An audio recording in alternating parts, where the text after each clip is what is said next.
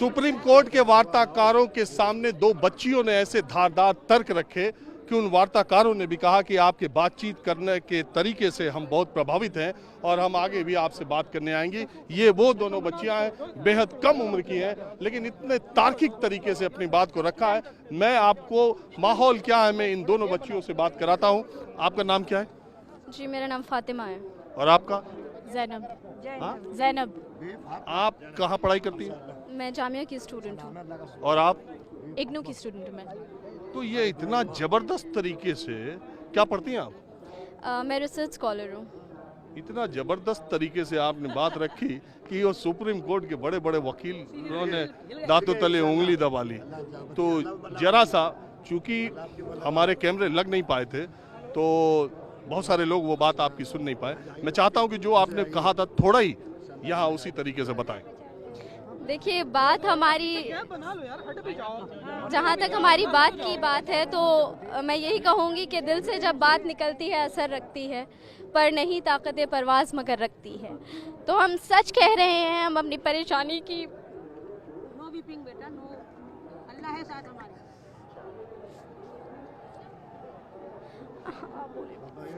अब इनसे बात करें मुझसे, अब इस वक्त मैं बहुत, उस वक्त बोलते वक्त भी ये बच्ची इमोशनल हो गई थी, लेकिन बाद में मैंने आपको बताया कि बाद में ऐसी बातें इन दोनों ने रखी थी।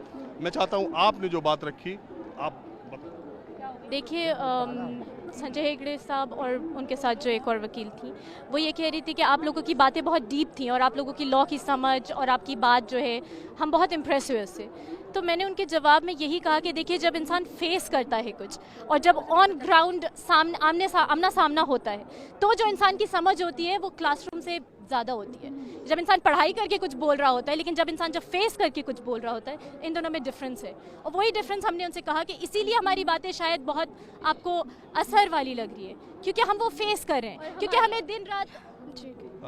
दिन रात आतंकवादी कहा जा रहा है, क्योंकि हमारे अगेंस्ट स्लैंडर किया जा रहा है। हम महिलाएं हैं, लेकिन हमारी इज्जत नहीं हो रही है इस कंट्री में। हम 21st सेंचुरी में रह रहे हैं, लेकिन हमें फिर भी बार बार ये फेस करना पड़ रहा है, बार बार। और हमें हमारी एग्जिस्टेंस पर क्वेश्चन उठाया जा रहा है।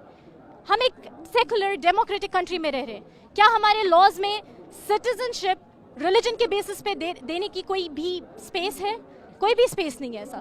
लेकिन ये लॉ वही कर रहा है। हमने आसाम का मॉडल देखा है कि आसाम के मॉडल में क्या हो रहा है। हम खुले खुले इनके स्टेटमेंट्स देखते हैं कि डिटेंशन सेंटर से जो भी नॉन मुस्लिम्स इनको बाहर निकाला जाए। एक तरफ प्रधानमंत्री कहते हैं कि इंडिया में डिटेंशन कैंप्स है ही नहीं, और दूसरी तरफ हमें पता है कि डिटेंशन कैंप से मौत की खबरें आ रही हैं। तो यहाँ पे अगर बच्चे मरते हैं तो supreme court very honourably and we are very glad कि सुप्रीम कोर्ट जो है नोटिस लेता है। लेकिन डिटेंशन कैंप में अगर 4 महीने के बच्चों को भेजा जाएगा तो भी नोटिस लिया जाएगा? That's what we are hopeful for. क्या डिटेंशन कैंप में अगर बच्चों की मौत होगी तो उसका भी नोटिस लिया जाएगा? That's what we are coming out here for. हमें डिटेंशन कैंप में जाकर नहीं मरना है। We are fighting for our dignity. This law is anti-women. This law is anti-poor. This law is anti-India. This law is anti-India. The very idea of India is does not go with this law. तो इसलिए हम यहाँ बाहर सड़कों पे आए हैं। हम तो सिर्फ अपनी बात सुनाने के लिए यहाँ बैठे हैं और हमारी बात भी कोई सुनने के लिए तैयार नहीं है। और जहाँ तक हमारी आवाज़ की बात है कि हम इतने अच्छे से बात कैसे कर पाए, इसकी वजह यह है कि हमारी आवाज़ को इतना दबाया गया। मीडिया चैनल्स ने हमारी आवाज़ को दबाया। जो हम कहेंगे उसको गलत दिखाकर वो बयान करेंगे। हमारी आवाज़ को हर तरफ से दबाया गया है। जब हमारी आवाज़ हर तरफ से दबाई जाएगी तो अपनी वजूद को बचाने के लिए तो आवाज़ निकलेगी। ये तो इंसान की फितरत है कि वो बोलेगा, और वो जब बोलेगा और वो सच बोलेगा तो हर किसी के दिल पर असर करेगी बात, भले ही से वो माने या ना माने। इसीलिए आज हेगड़े साहब की भी आंखें भर आईं, इसीलिए उनकी आंखें भर आईं, क्योंकि जो हमारा दर्द था वो असल था। ये प्रोटेस्ट इस बारे में नहीं है कि हम सड़क ब्लॉक कर लें, सड़क का हिस्सा हम ब्लॉक कर बैठे हैं और लोगों को परेशान कर रहे हैं, यहाँ पर हम पिकनिक मना रहे हैं। नहीं, यहाँ तो हम अपनी एग्जिस्टेंस के लिए लड़ रहे हैं। यहाँ पे हम अपना एहतजाज दर्ज करा रहे हैं कि आप लोग हमसे ये किस तरह हमारे साथ की नाइंसाफ़ी कर सकते हैं कि आप ये कहेंगे कि हम देश के नागरिक हैं या नहीं। वो एक ऑफिसर आकर हमारे घर पे हमारी इन्फॉर्मेशन लेके जाएगा और ऑफिस में बैठकर वो डिसाइड करेगा कि ये सिटीज़न है या डाउटफुल सिटीज़न है। इस हद तक की नाइंसाफ़ी हमारे देश में नहीं चल सकती। लेकिन फातिमा, मैं सवाल, आप इतनी पढ़ी लिखी हैं तो ये आप समझ रही है कि सुप्रीम कोर्ट ने इन इंटरलोक्यूटर्स को किस लिए भेजा था? सीएए के प्रोविजंस को या सीएए के वापस लेने के मामले को, ये इसमें कोई फैसला नहीं कर सकते। वो आए थे बीच का रास्ता निकालने के लिए। उन्होंने कहा भी कि ये मामला अदालत के पास है और सीएए पे अदालत देखेगी जो होगा। मैं ये जानना चाह रहा हूँ कि ये बातें आपकी बातें ज़्यादा सीएए एनआरसी एनपीआर को लेकर के थी, वो बातें कुछ और करने आए थे। तो ये बातचीत की टेबल पे कोई बीच का रास्ता निकलते आपको दिखता है? आप देखिए, खुद समझिए कि ये जो प्रोटेस्ट है ये शुरू ही सीएए और एनआरसी के खिलाफ हुआ है। इसलिए हम इस प्रोटेस्ट से रिलेटेड कोई भी बात अगर करेंगे तो उसको सीएए और एनआरसी से अलग नहीं कर सकते। अगर अलग कर सकते तो हम वैसे ही उठा लेते प्रोटेस्ट, हम वैसे ही उठ जाते यहाँ से, प्रोटेस्ट नहीं करते हम। अब रही बात कि वो रोड ब्लॉक की जो बात है, वही मैंने कहा कि पूरी बात ये रोड ब्लॉक पर आके रुकी जा रही है। लेकिन ये बात आप समझें कि रोड ब्लॉक की जो इनकन्वीनियंस है, वो लोगों को 2 घंटे का जाम लग रहा है, लोग वहाँ परेशान हो रहे हैं। अब हमारी इनकन्वीनियंस सोचिए कि 2 महीने से हम सर्दी में बैठे हुए हैं, कड़ाके की सर्दी में, और आप ये समझिए कि ये प्रोटेस्ट है किस लिए? ये प्रोटेस्ट है संविधान की वैल्यूज़ को बचाने के लिए।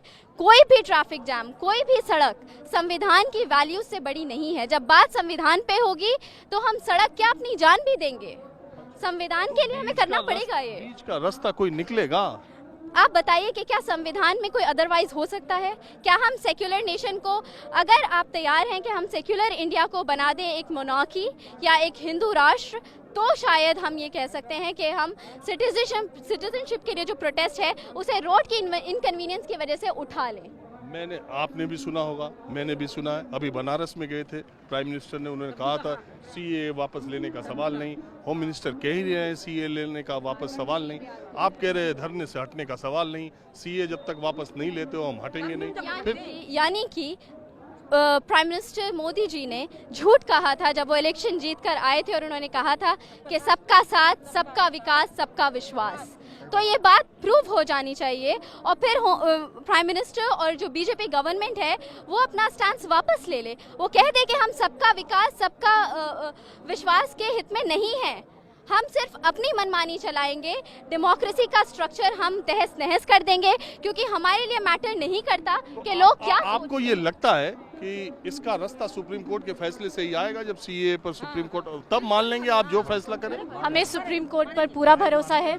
Supreme court is the apex temple of justice हमारी कंट्री में। हम उसका पूरा हमें पूरा ट्रस्ट, बिलीफ है उसके ऊपर, and we believe it. And in fact अगर प्राइम मिनिस्टर मोदी ये कहते हैं कि हम 1 इंच पीछे नहीं हटेंगे, तो आई डाउट कि वो सुप्रीम कोर्ट को भी इतना ही भरोसा और इतना ही उसको रिस्पेक्ट देते हैं या नहीं, क्योंकि हो सकता है कि कोर्ट का फैसला ये भी आ जाए कि ये वापस लिया जाए, बिकॉज ऑब्वियसली ये कॉन्स्टिट्यूशन को डायरेक्टली जो है, वो तो चलिए जब आएगा तब आएगा।